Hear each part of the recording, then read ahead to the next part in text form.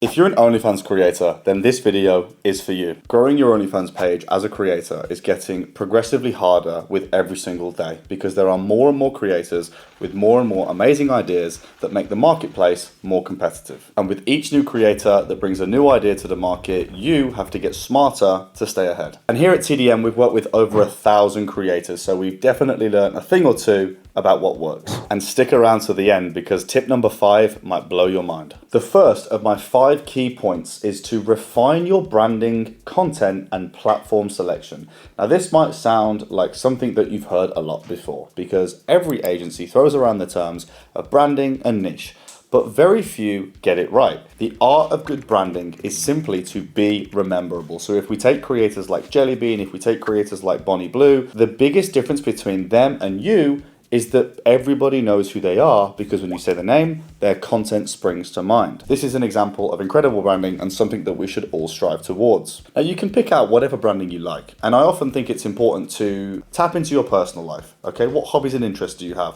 What genuinely gets you going in your personal life that you can accentuate through your content? Now, you might say that you're passionate about the gym, you might actually be into gaming, you might have a personal interest in dressing up in cosplays. All of these are examples of branding and niches that will work. The art, however, is being able to take that branding or niche and producing good content on the right platform. For example, if you are a dominatrix creator, it probably is not a good idea to sit there and hope for the best from just doing TikToks. And if you're very passionate about gaming and you're not streaming, I would suggest you're missing an opportunity. So once you've got the branding in place, shooting high quality content on the right platforms, you're off to a good start. Step number 2 is a nice follow on from that, which is that less is often more. Now, this is only up to a certain extent, but to begin with, I really want you to focus on quality over quantity because there are loads and loads of creators that are shooting loads and loads of videos and still getting nowhere. And so there's a lot of proof out there that this isn't enough. However, there are also creators that are uploading once a day, once every other day, and they're absolutely killing it. In fact, we've got some creators that are streaming once a month, uploading 2 YouTube videos a month, and their page is absolutely crushing it and the traffic is flying in. This is because the branding's right, the content's right, the platform selection's right, and the quality of that content is fantastic as well. So get your quality right first and then focus on the quantity. Step number 3 is going to be to get your team right.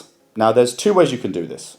Option 1 is to build your own, and option 2 is an agency. Now you can try both, and I encourage you to do so. I'm of course biased because we run an agency, we're very good at what we do, we have an amazing track record, and so naturally I see the benefits of being with a good agency. But I can also sympathize that there are a hell of a lot of agencies out there that overpromise but then underdeliver. And so it would leave a bad taste in your mouth as a creator, and I can see why you wouldn't want to work with an agency. Now, there is no right answer here. Whatever you want to do is what you should do. And I think once you've tried both, you'll get a feel for what makes sense for you.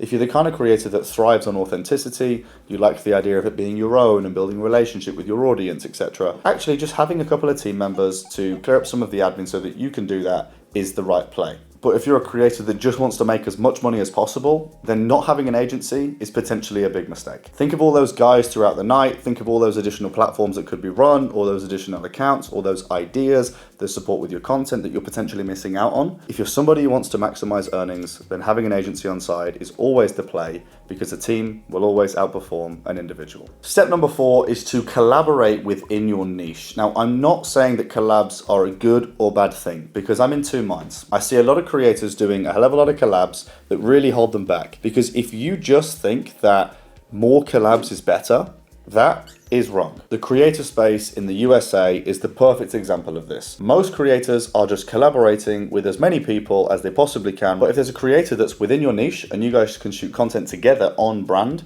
I absolutely encourage you to do so. I think collabs can make or break an account, and oftentimes it depends on whether or not the creator that you're collaborating with is in your niche. So if you're a fitness girl, go to the gym with another fitness girl. If you're a dom, shoot some latex content with another dom. If you're 4'7", then go and meet a 6'8" creator and do some height comparisons. If it's on brand, it's a good idea, and if it's not, it's a bad idea. Tip number 5 is a boring one. It's the least exciting part of running a page as a creator, but unfortunately, one of the most important. And it's to know your numbers. The kind of numbers I'm referring to are things like profile conversion, so how many people that look at your OnlyFans page click subscribe, lifetime value, so how much money do subscribers spend, overall revenue per visitor, so what is the average spend per person that looks at the OnlyFans page? The churn rate of your subscribers, so how long are people sticking around for? All of these things are important to understand so that you can make sure that you make as many dollars as possible from what you have. If you can take these 5 tips on,